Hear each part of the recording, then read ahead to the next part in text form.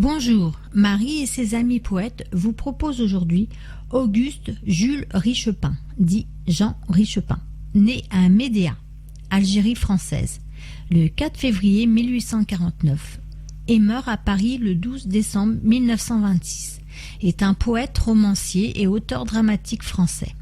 Ce poète turbulent a, dans sa jeunesse, une réputation de fort en thème, ce qui lui permet de faire de brillantes études secondaires. En 1866, il découvre le quartier latin, où il se fait très vite remarquer par ses excentricités. Il fait la connaissance de Léon Bloy, Paul Bourget, Maurice Rollinat et surtout Raoul Ponchon, qui deviendra son ami inséparable.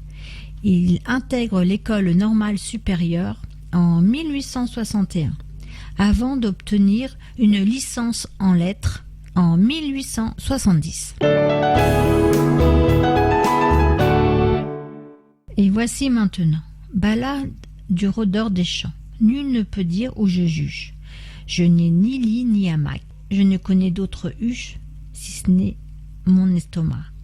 Mais j'ai planté mon bivac dans le pays de maraude, où, sans loi, sans droit, sans trac, je suis le bon gueux qui rôde. Le loup poursuivi des bûches. Quand la faim me poursuit, crac, aux œufs je tends une embûche. Les poules font code-code-codec et pondent dans mon bisac. Puis, dans une cave en fraude, je bois vin, cidre ou cognac. Je suis le bon gueux qui rôde.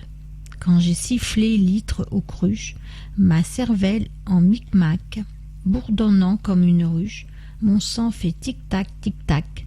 Alors je descends au bac, où chante quelque faraude, qui me prend pour son vérac.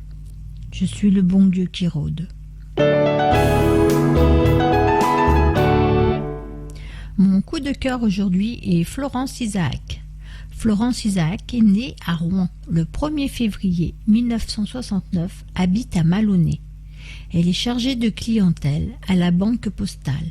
Elle ne sait pas très bien d'où vient cette passion pour la littérature. Elle croit que c'est en elle. A écrit son premier texte vers 10 ans.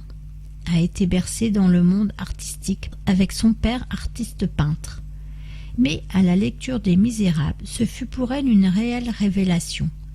Elle dit souvent qu'elle ne cherche pas les mots, mais que les mots la trouvent. Cependant, elle dit avoir eu l'impression de faire partie entière de la littérature. Et voici maintenant, doute de vie. Sourd est le regard quand muette est la lumière, quand lourd est le hasard, aveuglé et l'envers à rire sans sourire. Se ternissent les yeux et s'esclipsent les plaisirs, quand s'éteignent les cieux, silencieux est la nuit cachée derrière le jour. Dès que l'aube est rêveuse se parfume l'amour, à l'orée d'une foi se console l'oubli, et s'endort cet éclat quand le songe est fini. Sous l'écume l'asphalte d'un chemin d'infortune, quand la brume s'étale sur un brin d'amertume, abîmé est le cœur quand s'étouffe la vie, assouvi est le cœur bouffé par l'amnésie. Danser dans ses pensées quand danse est le présent, pour penser le passé, l'imparfait et dément. Valser sans condition sur l'écho de la peine et vibrer d'émotion sous la lune sereine. Dépenser toute sa vie à recoudre les plaies, sans ivresse d'envie se fondre dans le reflet. Regarder devant soi et reculer d'avance.